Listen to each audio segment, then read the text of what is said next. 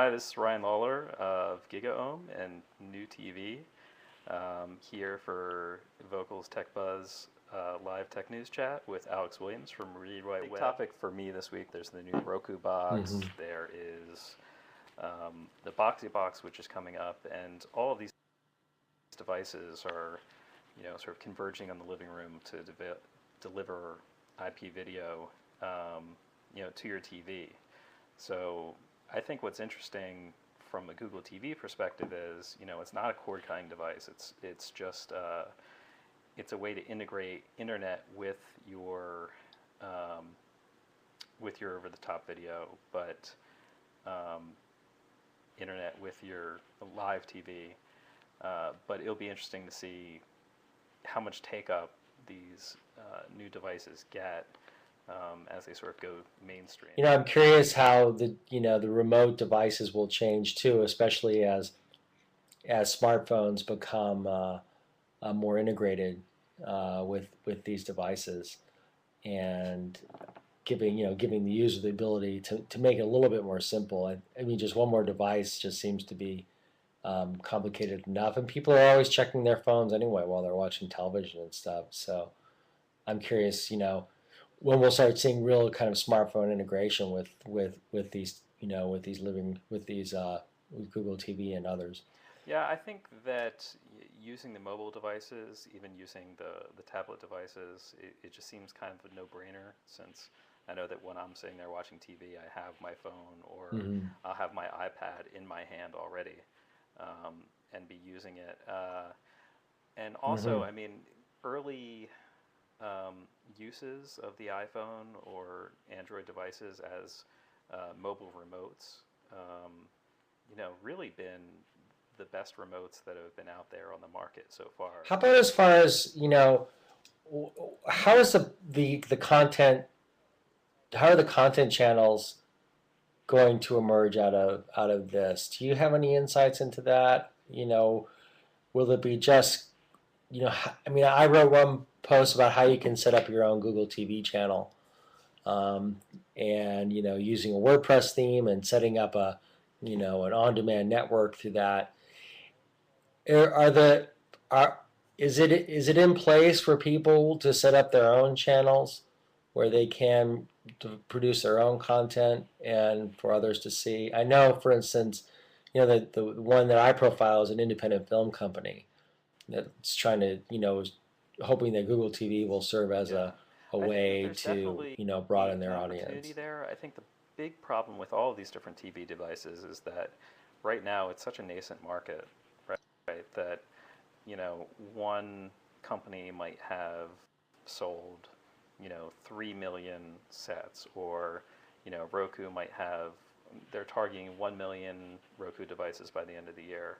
Apple TV could sell 3 million Apple TVs by the end of the year. Google TV. What do you think is the key differentiator between the Boxee box and the Apple TV? I mean, for right now, from my perspective, the big differentiator is that the Boxee box is pretty much open, whereas Apple TV right now, is built basically upon who they're striking deals with. Theoretically, anyone can build an app for the Boxee box to get their content, on the Boxee application, Boxee Media Center, or the box itself. So, I mean, that's a key differentiator for them. The question is if the audience is there, because, if the Boxee box only sells 1 million, 2 million, is it really going to be worth it for content providers to spend the resources to... How's Boxee doing? Boxee's doing pretty well, aren't they? We'll see. How's their growth? I mean, it's tough to say. They had a lot of early adoption for the software, and I think the interesting thing about Boxee right now is the software isn't even, at this point, it's still in beta. They had a lot of people that took up the alpha software, and now it's in beta, but the box is coming out. They don't even have a retail product yet, so it's tough to tell how many people will actually go out and buy that when it becomes available. I figure we should take this question. So, future of location-based services, Foursquare, Gowalla, Facebook, etc. Oh man, it's huge. What Boy, the future I of mean, location is? just all the different things you can do with location data right now. I mean, but well beyond Foursquare or Gowalla, tracking your movements on a map, or you know, and being able to then correlate that. I mean, for instance, I'm starting to track my bicycle routes, right, and the amount of miles I do, and I can then start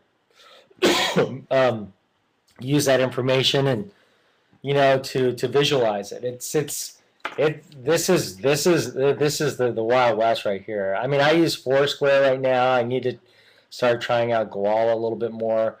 I think that they're a big deal. I think there's issues though around, I think obviously huge issues around the privacy element. That's why I think I'm much more inclined to use a service besides Facebook.